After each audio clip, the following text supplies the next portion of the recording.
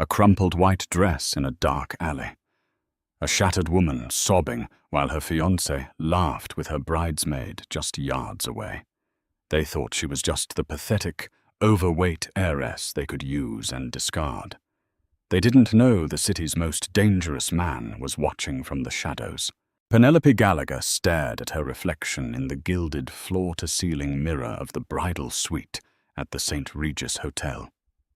She was a beautiful woman, with thick auburn hair and striking hazel eyes, but she knew what the world saw first. She was undeniably heavily fat. Her custom-made Vera Wang gown, an expanse of ivory silk and delicate French lace, clung tightly to her generous curves, pulling slightly at the seams across her wide hips and heavy bust. It had taken 6 fittings and countless passive-aggressive sighs from the seamstresses to get the dress right. For her entire 26 years, Penelope had been the wealthy, chubby disappointment of the prestigious Gallagher family. Her mother, Vivian, a former socialite with a waist the size of a teacup, had never let her forget it. "You have such a pretty face, Penny," Vivian would say, a thinly veiled insult wrapped in a compliment. "If only you had the discipline to stop eating." But Chad Montgomery had been different. Chad, with his sharp jawline, perfect teeth, and effortless charisma, had looked past her size. Or so she had desperately allowed herself to believe. He had courted her with a ferocity that left her breathless, bringing her extravagant bouquets of hydrangeas, taking her to obscure jazz clubs in the city, and holding her soft, dimpled hands in public without a shred of hesitation. For a woman who had spent her youth hiding in oversized sweaters and crying in dressing rooms, Chad's affection was a narcotic. She loved him with a blinding, desperate gratitude. With exactly 1 hour until the ceremony, Penelope realized she had left her grandmother's pearl rosary in Chad's suite down the hall. Her bridesmaids, all size 2 former sorority sisters who treated Penelope with a patronizing sweetness, were busy taking selfies in the adjoining lounge. Slipping out quietly, Penelope lifted the heavy tulle skirts of her dress, her thick thighs chafing slightly against the silk lining as she walked down the plushly carpeted corridor. When she reached Suite 412, the door was slightly ajar. A crack of warm amber light spilled into the hallway, accompanied by the clinking of crystal tumblers. Penelope raised a hand to push the door open, a soft smile playing on her lips, ready to surprise her handsome groom. But the voice that drifted through the gap froze her blood in her veins. "I don't know how I'm going to do it, Chloe. I really don't. I might need a shot of whiskey just to get through the consummation." It was Chad. His voice was laced with a cruel, mocking exhaustion. Penelope stopped breathing. "Chloe?" Chloe Davis was her maid of honor, her supposed best friend since high school. "Oh, come on, Chad." Chloe's musical giggle floated through the air, followed by the unmistakable sound of a kiss. "You just close your eyes and think of the Gallagher Trust Fund. $200 million. That buys a lot of whiskey. Have you seen her trying to squeeze into that dress?" Chad scoffed, the sound dripping with disgust. "She looks like a beached whale wrapped in a parachute. Every time I touch those rolls of fat on her waist, my skin crawls. I've been playing the devoted blind lover for 18 months.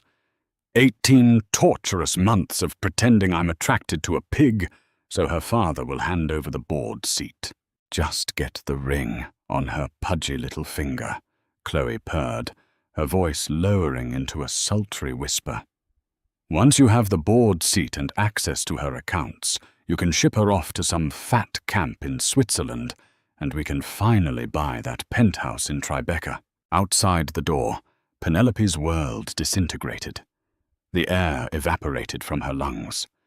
She pressed a trembling, manicured hand over her mouth to stifle the violent sob that threatened to tear past her lips. Every vicious insecurity, every whispered insult she had endured her entire life was true. She wasn't a beloved bride. She was a punchline, a fat, gullible bank account. Blind with tears, she didn't confront them. She couldn't. The humiliation was too absolute, crushing her beneath its weight. Penelope turned and fled. She ran clumsily, her heavy breasts heaving, her breath coming in ragged, painful gasps. She bypassed the grand elevators and slammed through the heavy metal door leading to the service stairwell. The delicate lace of her train caught on the industrial hinges, tearing with a sickening rip. But she didn't care. She descended the concrete stairs as fast as her legs could carry her, bursting out through the service exit and into the harsh reality of the loading docks behind the hotel. The sky had darkened into an oppressive grey, and a cold, driving rain had begun to fall. Penelope stumbled into a narrow, filthy side alley, shielded from the glamorous entrance of the St. Regis. Her legs gave out.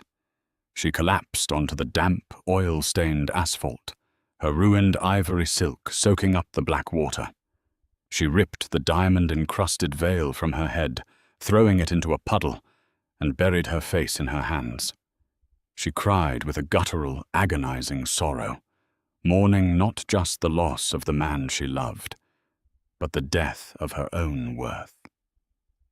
She was completely alone, a pathetic, fat bride weeping in the garbage. But Penelope was wrong. She was not alone. A sleek, armored black Maybach S65, idled silently at the mouth of the alley. Inside the cavernous, leather-lined cabin sat Gabriel Castello. At 34, Gabriel was the undisputed head of the Castello Syndicate, a ruthless criminal empire that controlled everything from the shipping ports of the East Coast to the underground casinos of the city. He was a man chiseled from cold, hard marble, with jet-black hair, piercing slate-grey eyes, and a reputation for unforgiving violence. Gabriel had not come to the St. Regis to attend a wedding. He had come to collect a debt. Chad Montgomery, the golden boy groom currently sipping whiskey upstairs, owed the Castello family $4 million in illicit gambling debts.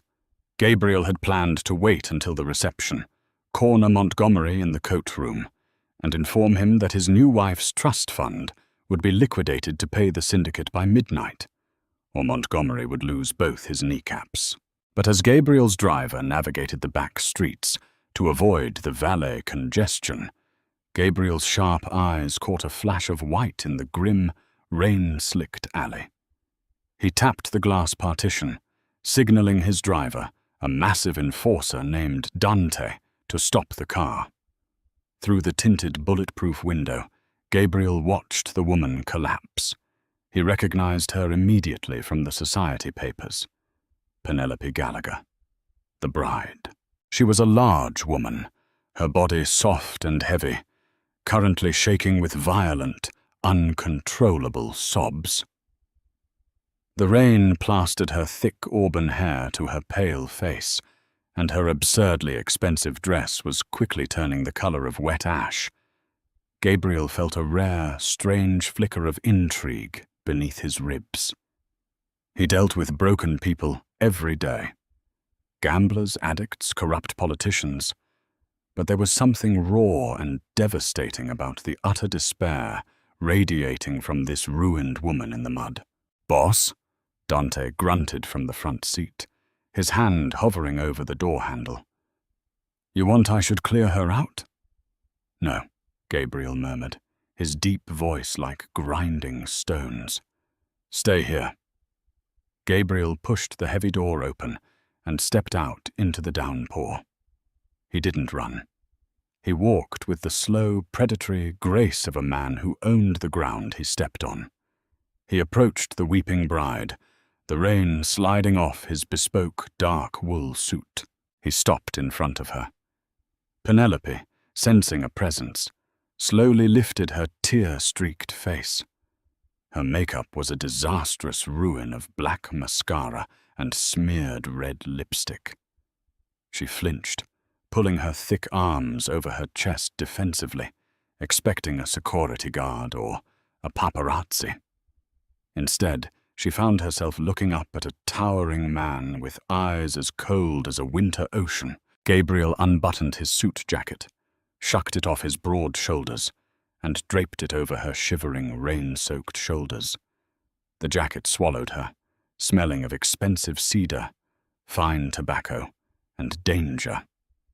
"A damp alley is a poor substitute for an altar, Miss Gallagher," Gabriel said smoothly, extending a large, scarred hand to her. Penelope stared at his hand. "Who are you? How do you know my name?" Her voice was raspy, broken.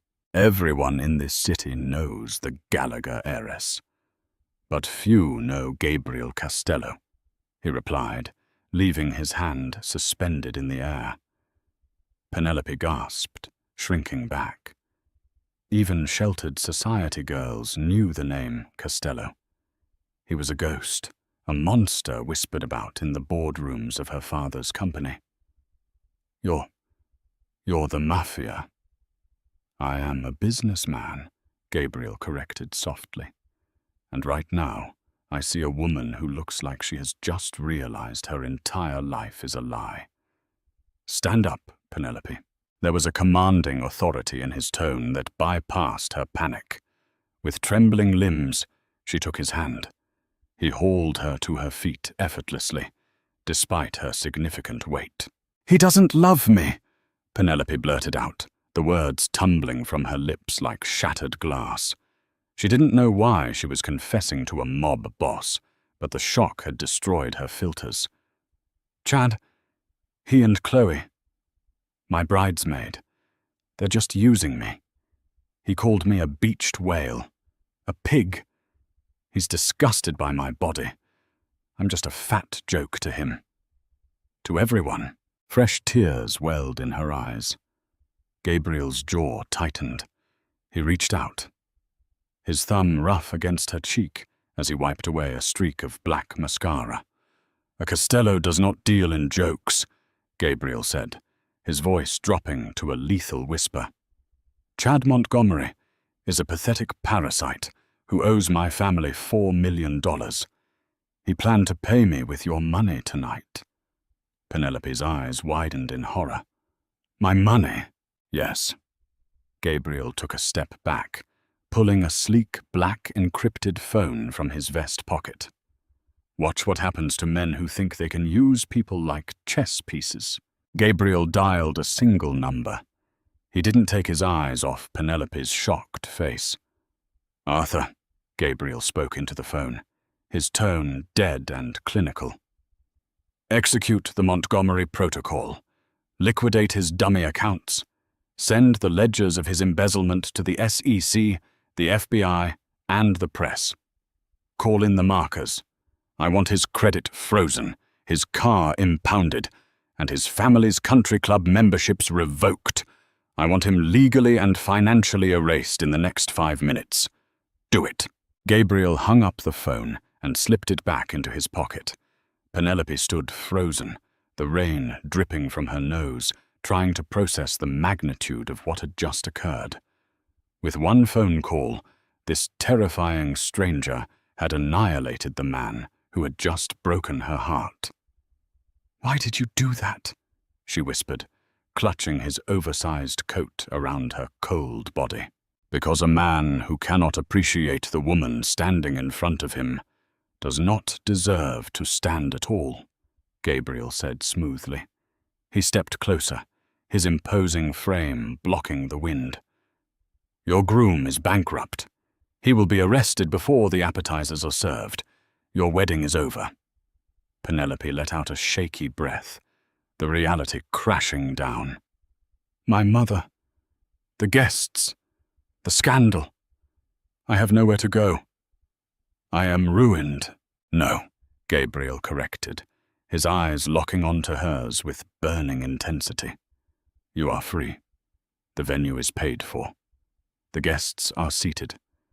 And my family's council has demanded I take a wife before the fiscal year ends to secure my inheritance." Gabriel reached out, his large hands gripping her thick, soft waist firmly, ignoring the ruined silk of her dress. He didn't flinch. He didn't look disgusted. He looked at her like she was a prize. "Dry your tears, Penelope," Gabriel Costello ordered softly. "You aren't going to cry in an alley. You're going to walk back into that ballroom on my arm. You are marrying me today." Penelope stared at the towering, terrifying man before her, the driving rain drumming against the broad shoulders of his bespoke suit. Marry him? The head of the Costello syndicate? It was madness. It was a suicide mission. But as she looked into Gabriel's unyielding grey eyes, she realized something profound.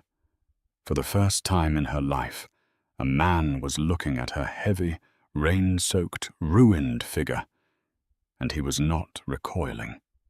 He was offering her a weapon.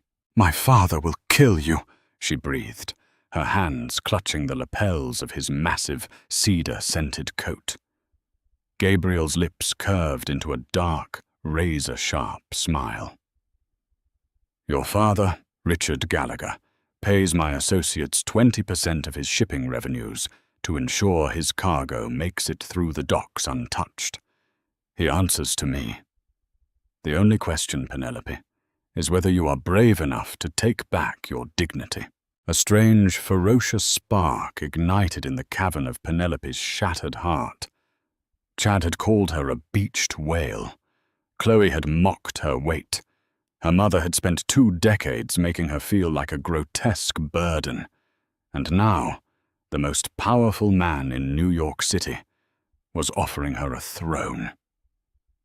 "Take me inside," Penelope said, her voice finally steadying. Gabriel offered his arm. She took it. Together, they walked out of the grimy black alley and back through the opulent rear entrance of the St. Regis. As they moved through the plush, gilded corridors, Penelope's heart hammered against her ribs, but Gabriel's steady, imposing presence anchored her. They bypassed the elevators and walked straight toward the grand Astor Ballroom. Inside, 500 of New York's most elite citizens were murmuring in restless confusion. Real estate tycoons, Wall Street executives from Goldman Sachs, and political figures like Deputy Mayor Banks were checking their Rolexes. At the front of the room, Vivian Gallagher, draped in a suffocatingly tight Oscar de la Renta gown, was frantically whispering to a wedding planner. Suddenly, the heavy mahogany double doors of the ballroom swung violently open. The room fell into a deathly, echoing silence. Penelope stood in the doorway. She was a vision of absolute chaos. Her custom ivory silk gown was stained with black alley grease and mud, the delicate lace ripped at the hem. Her thick auburn hair was plastered to her face, her makeup smeared. But she was not crying, and she was not alone. Gabriel Costello stood beside her, a lethal shadow in a perfectly tailored suit, his hand resting possessively on the small of Penelope's wide waist. A collective gasp rippled through the room. Vivian's jaw dropped in absolute horror. "Penelope!" her mother shrieked, rushing forward. "What is the meaning of this? Where is Chad? And who is this brute?" Before Gabriel could speak, a commotion erupted from the grand staircase in the hall. Chad Montgomery sprinted into the ballroom, his tuxedo disheveled, his face completely drained of color. He looked like a man who had just seen a ghost. Right behind him was Chloe, clutching her pale pink bridesmaid dress in panic. "It's gone!" Chad screamed, his voice cracking with hysteria, ignoring the crowd and lunging toward Richard Gallagher. "Richard, my accounts, everything is frozen. The bank just called. The SEC is raiding my broker's office. And someone leaked the offshore ledgers to the New York Times. I'm ruined." Gabriel stepped forward, his massive frame shielding Penelope. The room temperature seemed to drop 10 degrees. "You are ruined, Montgomery, because you made the fatal mistake of playing games with my money." Gabriel's voice boomed, chilling the blood of every billionaire in the room. Chad froze, his panicked eyes finally landing on the man standing beside his bride. He stumbled backward, knocking over a crystal champagne tower. The glass shattered across the marble floor. Costello, Chad stammered, dropping to his knees. I was going to pay you. After the vows. The trust fund is no longer yours to claim, Gabriel interrupted coldly. He turned to the crowd, his piercing gaze sweeping over the terrified elite. Chad Montgomery owes the Costello family $4 million. He intended to use this woman, a woman he mocked and despised with his mistress, Chloe Davis, to pay his debts. As of 5 minutes ago, Montgomery is bankrupt and under federal investigation. The crowd erupted into shocked whispers. Chloe let out a mortified sob as cameras flashed from the society photographers at the back. Vivian covered her face in shame, while Richard Gallagher looked paralyzed with fear. Penelope stepped out from behind Gabriel. For the first time, she didn't try to suck in her stomach or hide her heavy arms. She looked down at Chad, the man she had loved unconditionally, who was now weeping on the floor like a coward. "You called me a pig, Chad," Penelope said, her voice echoing clearly through the silent ballroom. "You told Chloe you couldn't stand the sight of my body. Well, you don't have to look at it anymore. We are done." Chad reached out, sobbing. "Penny, please, it was a mistake." "Touch her," Gabriel snarled, "and you lose the hand." Chad yanked his arm back as if burned. Gabriel signaled to the back of the room. His massive enforcer, Dante, materialized from the shadows, hauling Chad up by his collar and dragging the weeping groom out the side doors, Chloe scurrying fearfully behind them. Gabriel turned to the trembling priest standing at the altar. "Father," Gabriel said, his tone leaving absolutely no room for debate. "We have a venue, we have a bride, and I require a wife. Proceed with the ceremony." Vivian tried to object, but Richard grabbed his wife's arm, his face pale, shaking his head frantically. "You do not argue with the Costello syndicate." Penelope walked down the aisle, not to the traditional wedding march, but to the sound of stunned, terrified silence. When she reached the altar, Gabriel took both of her soft, plump hands in his calloused ones. He looked down at her, ignoring the mud, the grease, and the stares of the disgusted socialites. "I take you, Penelope," Gabriel vowed softly, for her ears only. "Exactly as you are." "I take you, Gabriel," she whispered back, a tear slipping down her cheek, this time out of an overwhelming, terrifying sense of hope. The priest pronounced them husband and wife. Gabriel didn't offer a polite peck. He pulled Penelope's lush, heavy body against his hard chest and kissed her with a fierce, branding heat that made her toes curl, claiming her in front of the entire city. She belonged to the underworld now. 6 months later, the socialite world of Manhattan still whispered feverishly about the Costello wedding. They expected the brutal mob boss to lock the disgraced overweight heiress in his sprawling Hampton estate and ignore her. They expected Penelope to fade into obscurity, a tragic pawn in a mafia power play. They were entirely wrong. Penelope stood in the master suite of the Costello compound, a magnificent stone fortress overlooking the crashing waves of the Atlantic. She was dressed in a custom emerald green silk robe that draped flawlessly over her wide hips and heavy thighs. For the first time in her life, there were no diet pills on her vanity. There were no fashion magazines telling her to shrink. Gabriel had proven to be a revelation. On their wedding night, terrified he would be repulsed by her bare body, Penelope had tried to hide beneath the heavy duvet. Gabriel had gently, firmly pulled the blankets away. He had kissed every roll, every curve, and every stretch mark with a hungry, reverent devotion that shattered decades of her self-hatred. A man builds an empire so he can hold something substantial, he had whispered against her collarbone. You are magnificent, Penelope. Never hide from me. He didn't just cherish her body. He respected her mind. Penelope had spent years absorbing the intricacies of corporate finance, while her father ignored her. Gabriel quickly realized his wife possessed a brilliant, analytical brain. Soon, Penelope was auditing the syndicate's legitimate front businesses, finding loopholes and maximizing profits in ways Gabriel's seasoned accountants had missed. But peace in the underworld is always an illusion. It started on a cold Tuesday in November.